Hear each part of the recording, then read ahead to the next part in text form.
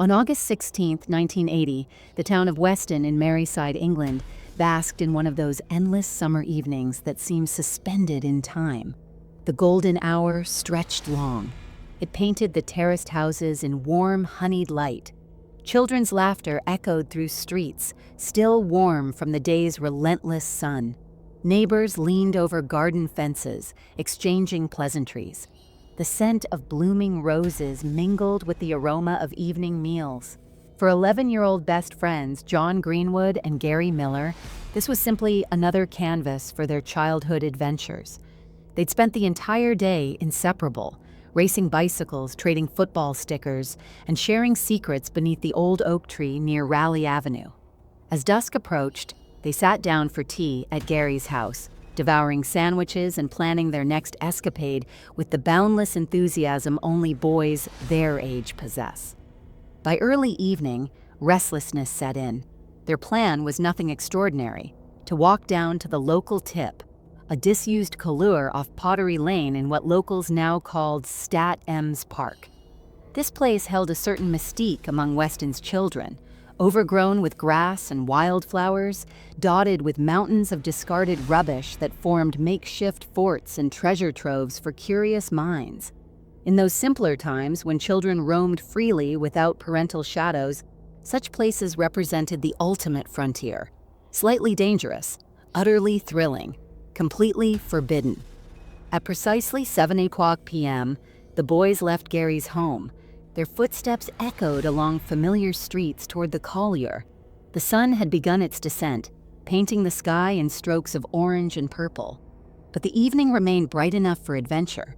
They couldn't possibly have known they were walking toward an encounter that would shatter their young lives and forever scar their community. At 7:20 p.m., a local man walking his area spotted something unsettling near the collier grounds. A figure crouched low, appearing to be violently banging something against the earth. The man hurried away, disturbed but uncertain. Moments later, curiosity overcame his fear. Returning to investigate, he heard faint, almost imperceptible moaning emanating from beneath a discarded mattress. With growing dread, he lifted the heavy, stained foam. Underneath lay both Greenwood and Miller, gravely injured and lying in their own blood. The man immediately called 999, his voice trembling with urgency and disbelief as he struggled to articulate the horror before him. When police and paramedics arrived minutes later, both John and Gary were still clinging to life, though barely. They were rushed to Weston Hospital. A team of surgeons worked through the night in a desperate battle to save them. Both boys had suffered catastrophic injuries. Fractured skulls so severe, doctors believed their attacker had repeatedly slammed their heads against the unforgiving ground. Despite intensive surgery and heroic medical efforts, John Greenwood succumbed to his injuries in the early hours of Sunday morning. Gary Miller fought for several more days, surrounded by his grieving family, but he never regained consciousness and ultimately died from his traumatic wounds. A subsequent postmortem revealed even more chilling details. One of the boys had been strangled with a rope, a fact not immediately apparent at the scene. Both had suffered severe head injuries consistent with having their heads forcefully and repeatedly struck against the hard ground. Crucially, neither boy showed any signs of sexual assault, definitively ruling that out as a possible motive for this senseless attack. The brutality of this crime sent shockwaves through the tight-knit community of Weston. This was a place where children safely played outdoors until dark, where everyone knew their neighbors, and where violent crime was virtually unheard of. Now, parents kept their children indoors. A palpable fear settled over the town like a shroud. As investigations began, the dog walker who discovered the boys provided a crucial description. He'd seen a lone white male near the scene, approximately 35 years old, with dark hair swept back and wearing a distinctive brown jacket. Despite extensive inquiries, this man was never identified. In the weeks that followed, Merseyside police focused their attention on a local man who seemed to fit the description: 20-year-old John Cheeseman from Prescott in Weston. He was a familiar, somewhat unsettling figure in the village, often seen wandering the streets alone at all hours. Locals recalled that he typically wore baggy jeans and an oversized brown jacket that was several sizes too large for his thin frame. His hair was long and unkempt, his face usually unshaven, with a prominent dark mustache. His overall appearance was consistently scruffy and slightly dirty. This description closely matched that given by the dog walker, who specifically recalled a scrappy man in a brown jacket, crouching at the scene. Cheeseman was known to spend time playing cards with local boys in the streets and regularly volunteered at the nearby scout hut, where he had unsupervised access to children. In a chilling coincidence, the attack on Gary and John took place on his birthday, the 16th of August. While in police custody, Cheeseman confessed to the murders in a statement that would later become central to the case. He signed a detailed confession that read, "There was only me, John, and his mate there, and they started to call me names. They started swearing. G at me. I then started to hit them. They carried on calling me the F word and calling me names. So I started to hit them again. Then I thought one of them was dead. He wasn't breathing. Then I listened to his heart. Then I got a piece of rope and put it around his neck. I thought the other one was dead. He wasn't breathing. He was unconscious. The rope I had put around one of the lad's neck I threw away near the railings. John's mate said I was knocking a married woman off. When I hit them, they fell on a mattress. When it was all over, I left the mattress there. It was near them. When I left the boys, I climbed over the railings and went through a tunnel and home. I hope the scoutmaster doesn't find out." This confession was considered especially incriminating because, at that point, no public mention had been made of a rope being involved in the attacks. The pathologist had not yet disclosed this specific detail, indicating that Cheeseman possessed information that only the perpetrator could have known. However, serious concerns about the legitimacy of this confession quickly surfaced. His defense team argued that Cheeseman was mentally deficient, with a mental age of around 10, and should never have been interviewed without a solicitor or a guardian present. These basic legal safeguards were not in place when he was questioned by police, raising significant questions about the confession's reliability. In May of 1981, Cheeseman stood trial at Liverpool Crown Court. The proceedings attracted significant media attention, with the families of the victims desperate for justice after months of anguish.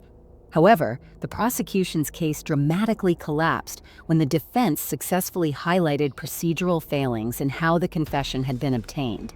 The jury acquitted Cheeseman of murder, delivering a devastating blow to the victims' families. The acquittal meant that under the double jeopardy laws of the time, Cheeseman could never again be tried for the murders, no matter what new evidence might surface. This legal principle, intended to protect individuals from repeated prosecutions, instead became an impenetrable barrier to justice in the eyes of those left behind. The failure to convict left an open wound in the community and countless unanswered questions about what really happened that August evening. Over the years, other names surfaced in connection with the case. A Sunday Times investigator later pointed towards Robert Fizer, who died in 1991 at the age of 73. Allegedly, Fisher's wife, Ethel, had told friends she knew her husband had killed the boys and that she could no longer live with the crushing guilt. In a tragic twist, Ethel allegedly died by her own hand in 1999, taking any secrets she might have held to the grave. At the time of the original investigation, police had made a specific appeal for information about a man seen with 3 boys aged between 12 and 14 near the church hall on Dragon Lane between 6:45 p.m. and 7:20 p.m. on the evening of the murders. 2 of these boys were seen standing on the wall outside the church hall, while one was within its grounds.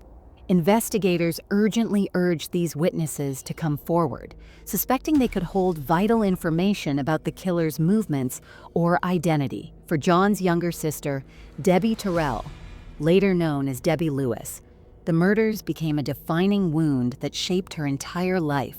She was just 2 years old when her brother was killed. "I haven't got my own memories of John," she explained years later, "so my memories of him are what people tell me. He used to sing to me and follow me around to make sure I was okay. He'd keep an eye on me if we went on a day out to the beach or somewhere."